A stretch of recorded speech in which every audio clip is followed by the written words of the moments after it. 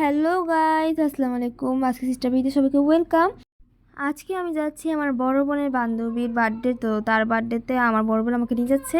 তো ওর বার্থডেতে দুটো কেকের মতো প্রথম যে কেকটা দেখলেন ওটা হচ্ছে ও নিজে নিয়েছে, আপু নিয়েছে। আর আরেকটা যেটা দেখলে হ্যাপি বার্থডে চিকনি, ওটা আমার বোন তারপর কিছু ফ্রেন্ডরা মিলে ওরা গিফট করবে।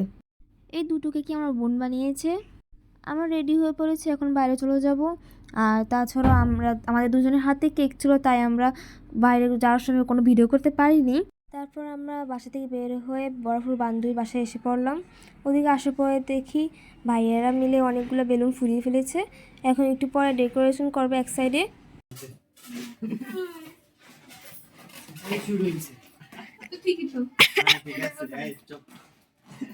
আগে ক্যামেরাটা লইছে আগে ভাবে কইবো না বহুত করে যদি ঘুমার সামনে আনে রে ক্যামেরা আচ্ছা দিয়ে হতে ভালো তো, বহুত দিয়ে হতে মুখের সামনে টানে না আমার দিকে ক্যামেরা বলে। আচ্ছা তুমি কি ক্যামেরার সামনে আসার আগে সুনি দিবা, পাউডার দিবা, ফাউন্ডেশন দিবা, কনসিলার দিবা, লিপস্টিক দিবা? রিঅ্যাকশন দিতে হবে না, রিঅ্যাকশন একটা ব্যাপার আছে না, একটু চুলগুলো ঠিক করতে হবে, রিঅ্যাকশন দিতে হবে। তো বাইরে আসতে চুল ঠিক করে তো আসছো, আইরে তো সুনুই দিয়ে আসছে।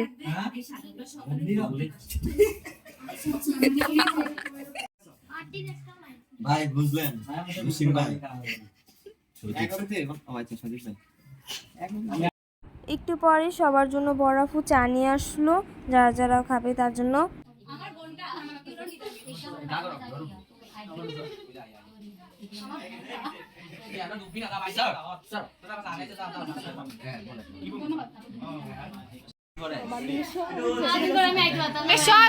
দেখা যায় না।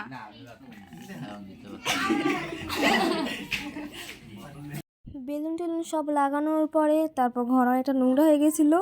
পরে ভাইয়া একজন এসে ঘর ঝাড়ু দিতেছিল। পরে বলে কি তুমি কি এটাও ভিডিও করবা?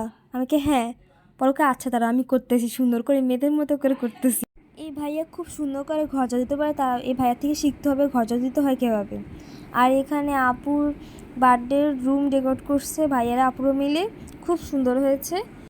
এরই মাঝে আপু আবার ঘরে ঢুকছিল, পরে দেয়া বলে কি এখন ঢোকা যাবেন না, বের হ, আর সুন্দর করে তোমার এন্ট্রি হবে ভিডিও করার জন্য। আর আপু ঢুকার পরে সবাই আপুর সাথে ছবি টবি তুললো। বার্থডে গার্ল যেহেতু সবাই কেউ একলা তুলছে, আবার কেউ আপুকে নিয়ে তুলছে। নিপা আপুর বার্থডে কাটতে দেরি নেই, কিন্তু ভাইয়াদের চকলেট স্প্রিংরোল খেতে দেরি নেই। কেকগুলো কাটার পরে কেকগুলো পিস করার জন্য ভিতর রুমে পাঠিয়ে দিল।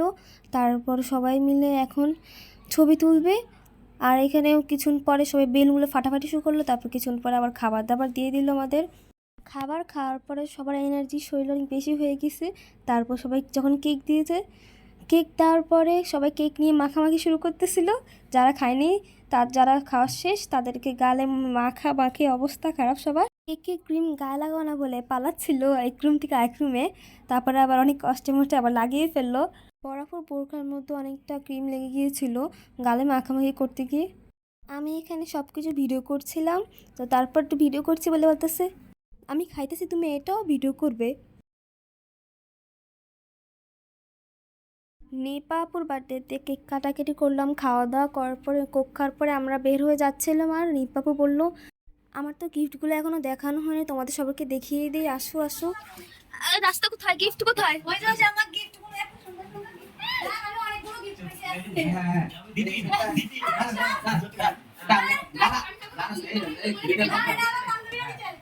তুমি কিছু দাও নাই, আমি অনেকে গিফট তুমি কিছুই দাও নাই। মেকআপ বক্স এগুলো সব আমার ফ্রেন্ডরা দিছে ভাই, আমি গিফট দিব। আমার গিফট ভাইয়া কে গিফট দিবে? ঝাড়ু? এতে জামা কি ঠিক আছে?